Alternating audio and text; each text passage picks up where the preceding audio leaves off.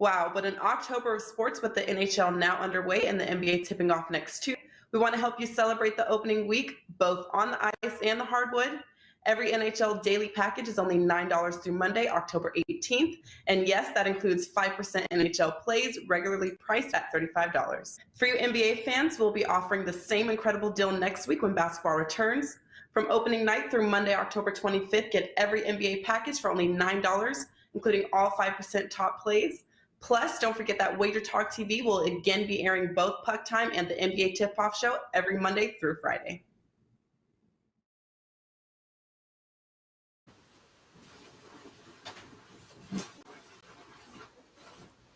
All right, guys, welcome in. Happy Friday to you here as we inch a little bit closer to Breeders' Cup week. We're excited here in the world of racing. Time for another edition, though, of Pony Pundits. Before we get there, as we're welcoming in the California Distaff Handicap tomorrow, Saturday, race 7, Santa Anita. And we've got two of the very best here to break it down for you. Who else? But the pundits themselves, Marco, D'Angelo, and Sig are in the house for you, ready to rock and roll. Marco, what's going on, man? How was your weekend last week? What you got going on here this week?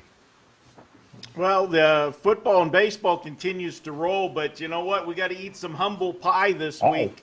It's redemption week as far as Pony Pundits go. We sucked last week. No way to other way to put it.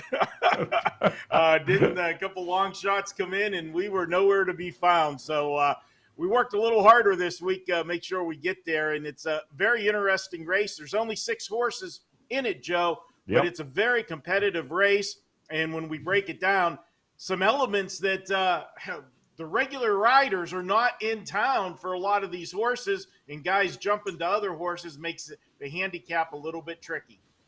Yeah, that's an interesting point, Marco and Sig, as we break down these 6 horses here. But it is a little bit different this time of year, isn't it? Not just here, but maybe around the country when it comes to handicapping these races. Yeah, Joe, Marco's right about that. It's a tough time of year just in general because all the big races leading up to the qualifiers for Breeders' Cup here in 3 weeks have been run the past few weeks here and previous to that. It leaves us pretty much in what I like to call like a dead period in horse racing. Yes, there are a few stakes races here and there, but you're not going to see any of the top horses because they're all getting prepped here for Breeders' Cup. And on that note, guys, we are going to be offering the WagerTalk Breeders' Cup preview and wagering guide again. I do have a co-author this time. I'm not ready to make that announcement yet, but pre-sale should be going on here by Monday at the latest. And if you order by October 31st at midnight, yes, switching hour on Halloween, you'll be able to get that for $29.99. After that, it goes back to regular price. The week of Breeders' Cup, $39.99. We've had a lot of success with this in the past, and it's got rave reviews. A lot of time and effort is put into the wagering guide, and we hope it pays off for you guys. Yeah, no, it inevitably will. I didn't hear a lot of sympathy from Marco's "I sucked last weekend" from you, Sig, but that's all right. We'll move on. I do want to let you know, I thought he was going to give you a little bit, Marco, of some, don't worry, Marco, you'll come back. Nothing. Absolutely nothing. Talking about the WagerTalk guide, which is coming up, guys. It is right around the corner. But before we get there, couple of things to tell you going on over at WagerTalk.com, including Marco, in fact, has his 3-day all-access package available for you right now, guys. Just $69. Get today, get tomorrow, and get Sunday. Get all of it, guys, all for $69 right now over at WagerTalk.com as Marco continues to dominate. Number 1, football. Can't go wrong with that. Profits up over 76%. 64% winning percentage, guys. 55, 31, and 1 for his clients here. That is what we're talking about. So head over to WagerTalk.com. You get that 3-day all-access pass for $69 right now. And when it comes to race days, leading right up, guys, to the Breeders' Cup, nobody better to have in your corner than Sig here. His daily racing reports available each and every race day by 9 a.m. Eastern Time. They are up. All you got to do is head over to his page, wt.buzz/Sig. You download them, and you are off to the races making money this weekend. So, gentlemen, Let's dive into this race if we can here, because I think it's going to be one hell of an interesting race because of and let's face it, we've got different jockeys, we've got some different looks here. It is going to be Santa Anita, the full run there. We're going to start with number 1, Warren's Showtime, 9-5 in this race here. So Sig, it's a favorite. It's got to be you. There's no way Marco would get a 9-5 shot here. So I'm gonna go to you first here. Talk to me about Warren Showtime. What do you think of this horse? Yeah, Joe, Warren Showtime may be the horse we've talked most about in this show. We've been doing this show now for a year and a half, and I mean, we do cover some races from Santa Anita. I don't think as many, we try to balance it out: West Coast, East Coast, Kentucky. But I swear we talk about Warren Showtime at least once a month here on this show. The filly's run here on both turf and dirt. She's found more success on the turf, but considering that her stud fee goes $2,500 and she's earned over $715,000 on her career, they must be doing something right with her. She does love Santa Anita, as she's hit the board in all 11 of her Santa Anita turf starts, including 5 wins. And on paper, she appears to be faster than this field, but she's only found the winner's circle once this year in 6 attempts, and her last win was she's only found the winner's circle once this year, and her last one previous to that was in 2020 at Santa Anita in the Autumn Miss. I think it's one of the top win contenders in this field, but she is vulnerable, and I think that a couple other horses in here have a shot at taking her down. All right, well, there we go. We'll move on to number 2. Let's see if Marco thinks Cassie Belle, 6-1 morning line here, has an opportunity to take down Warren Showtime. What do you think here, Marco? Nope. Nope.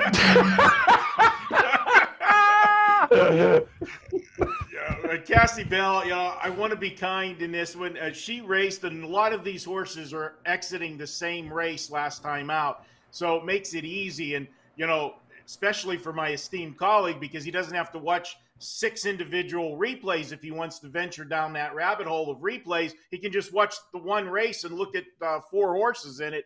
But this is one of those horses that was in that race. And if you watch that race, the horse had a perfect trip, had a ground-saving trip at the rail, opened up, was able to come through if she had any pace. She didn't. No run left at the end of the race.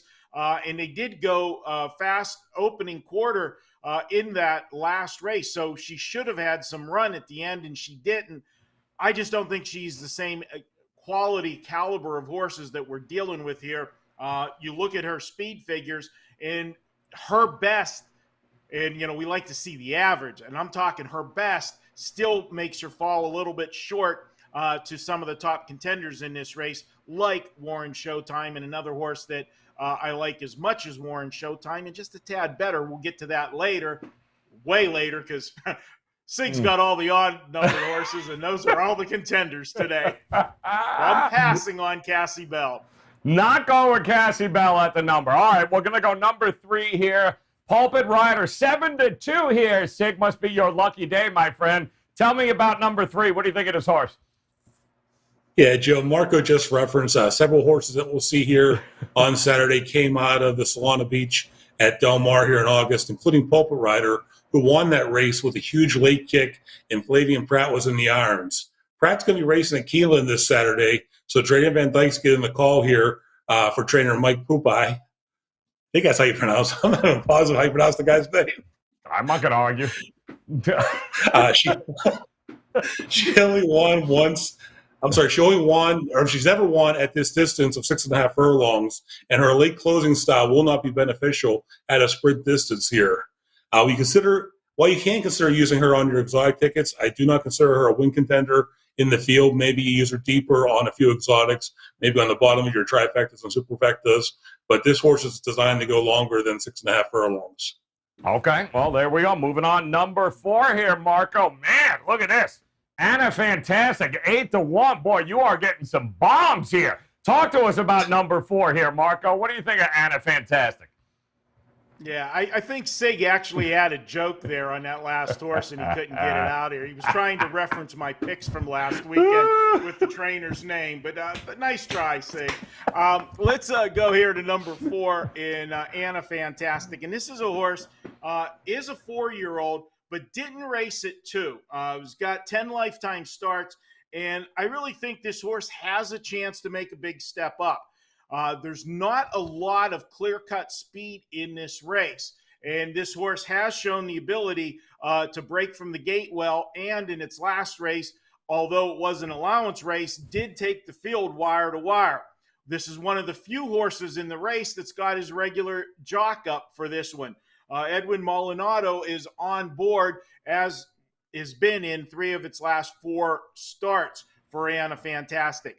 Going to have to take one more step to get to the winner's circle, but what I think is going to happen is this horse is going to be one of the pace setters, and I think it's going to get a decent enough fractions where she's going to be able to hold off some of the late charging horses, and I think she'll be on the ticket. I don't have her in the win spot, but I do have her in my top 4 when we get to the recap at the end.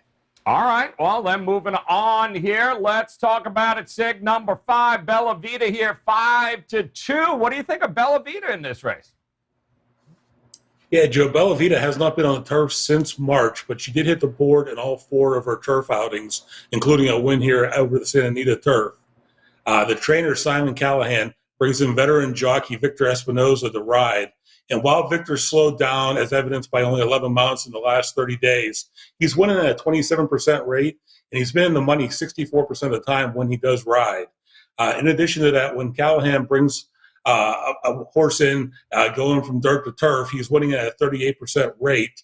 They will be using this move on Saturday here. Looks like a really good spot here for Bella Vita. She should be able to sit off that early pace that Marco just talked about and take control of this race here in the stretch. To me, she's the top win contender in this field, and I believe some will not better because of her recent turf. Basically, the recency bias that she's been on the dirt and they haven't seen her on the turf, but I don't think she'll have any problem making a switch here. I think Bella Vita is a top win contender in this field. All right, well, 1 horse left here, Marco. There's more like it here, 9-2 here on the morning line. Sedamar, talk to me about number 6. What do you think the chances are here? Well, this is a horse that I did give a shot. It was down into the final slot to maybe make the 4th spot on my ticket, but I've got to go a different direction. And the reason, the deciding factor for Sedamar, this horse had a good shot last time, was in that Solana Beach race, and just didn't have any pop in the stretch. This is a horse that if you go back on speed figures and go back down the past performance lines, has shown the speed to go with these horses. So I did want to consider the horse, but here's 2 things. The plus is it is 3rd start off a layoff. We've talked about that before. It's a great angle. What I don't like is Drayden Van Dyke picked off of this horse. Now, granted, he's getting on to a much better horse in this field. He's jumping on Pulpit Rider, the horse that won this race that these guys all were in last time. But that's not a good sign if you want to be betting Sedamar that your jockey's jumping ship. So for me, I'm going to jump ship with him. If he doesn't think she can get the job done in this field, I'm not going to put her in either. And this would be my 5th choice in the race, but we're only going to give you the top 4, so she doesn't make the cut. And that's it. Plus, she's going to have the outside post in her style. She's going to be coming from the back of the pack. Turf races, you want to save as much ground as you can, and I just think that she's going to be caught 3 wide in the last turn, and she's not the type of horse to make up the ground on the better horses. All right, well, there you go here. So you got it, a short field, guys. Only 6 horses. Sig, we'll come to you first. Talk to us about what your card's going to look like in this race. Yeah, Joe, I already told you guys about Bella Vita, who I have on top, and more in Showtime. So let's get to a couple of horses I didn't have a chance to talk about. My esteemed colleague, Marco D'Angelo over there, didn't think much of the 2-horse, Cassie Belle here, but I'm not sure if he considered the handicapping angle that this horse is cutting back. If you look at the past performances here, this horse races near the front of the field. She's had problems at the very end of the races going a mile or a little more than a mile. But coming into a field here where she's only going 6.5 furlongs, I see her battling with the 4-horse here, and I think she's going to have the stamina to hang on here. So I think I'm using her underneath. I'm not having her. I'm going to use 1 and 5 in my win spots, but I'll have the 2-horse and the 4-horse, and a Fantastic, who Marco actually talked about as well. It's her first taste of stakes company here for trainer Karen Headley, but she's hit the exacta in 7 of her 10 career races. And she started out on, she started out on the dirt. They switched to the turf. She's found a lot of success since she's raced on the turf here. So I'm looking at 5-1-2-4 here on Saturday. All right, 5-1-2-4. Didn't like Cassie Belle, huh, Mark? Remember the last time we made fun of a horse like this. So go ahead, talk to me. What does your card look like here, Marco? Being that it's only a 6-horse field, I'm not going to be brave like my colleague, or I should say stupid like my colleague was, and say, if that horse hits the board, I'll buy dinner right now. We ain't doing that this week. But I will tell you that I do agree with number 5, Bella Vita. This is the horse to beat in the race. And what Sig gave a good breakdown, he got all the good horses to break down. One thing he didn't mention is, although that last race was on dirt instead of turf, they changed the racing style of the horse in that race. This horse had been racing closer to the pace in its previous starts, and they took the horse back last time out. And man, did this horse respond. If you go back and watch the replay, they have those, Sig. You can go see those. This horse had a tremendous burst of speed whenever they hit the stretch, and it was all a hand ride. It was pretty impressive and drew off by 4.5 lengths. The only knock is that was with Flavian Pratt aboard. And you guys know I got a man crush on Flavian Pratt, especially when he's riding in California. He's the best out there. But I still think Victor Espinoza will get the job done. And as Sig said, 64% in the money. He's not taking a lot of mounts, but the mounts he's taking, he's getting the job done. I'll put the 5 on top. My second spot, Warren Showtime. You've got to put Warren Showtime on your ticket. And I wouldn't be surprised. This horse is ultra consistent. 21 career starts, 19 in the money. Short field, Santa Anita, you might see the bridge jumpers coming in there and plopping down some money to make that quick 10 cents, a 5% return on your money in less than 2 minutes. That's a pretty good return on your money for the bridge jumpers. Third, I got Anna Fantastic. I think this horse is on the improve. We haven't seen the ceiling on this horse yet. I got her third, and then it was between the 3 and the 6 for me as far as the 4th spot. And, and I made the handicap real simple. If Drayden Van Dyke wants to drive Pulpit Rider over Sedamar, that's good enough for me. He makes my ticket. Yep. Yeah, kind of hard not to look right at Warren Showtime and go from there, but it should be an interesting race. Only 6 horses in race number 7, Santa Anita, in the certainly a little bit later in the day in the East Coast. 7:08, I believe, to be exact, is the post time there for Santa Anita. But don't forget, you got a full day's worth of racing, full weekend worth of racing. You can grab Sig's daily racing report. Should be up, available now, in fact, and it will be all weekend long, guys, right by 9 a.m. Eastern time on race days. Head over to his page, wt.buzz/Sig, and get those daily racing reports. Make sure you know exactly what tracks, what horses, what races Sig is looking at for the day. And Marco's got his 3 days, all access, all plays, all sports for the next 3 days, guys, including his big 5% play this weekend, just $69. That's right, $69. Head over to Marco's page at WagerTalk.com. Do not miss out on a play. Huge weekend in the world of sports, including at the track, and these two guys have got you covered. Don't forget, also hit that bell in the upper right-hand corner. Get notified when the Pony Pundits goes live here on Fridays. And, of course, we'll have more information next week as that Breeders' Cup guide getting ready to come your way. Looking forward to the Breeders' Cup as always. But before then, guys, best of luck with your plays here this weekend. On behalf of Marco D'Angelo and Sig, come back and join us again next week. Best of luck with your plays, guys. We'll talk to you then. Thousands of you enjoyed the NHL opening week $9 special, so it's only fair that we offer the NBA fans the same deal. Every NBA daily package for the opening week through Monday, October 25th is just $9.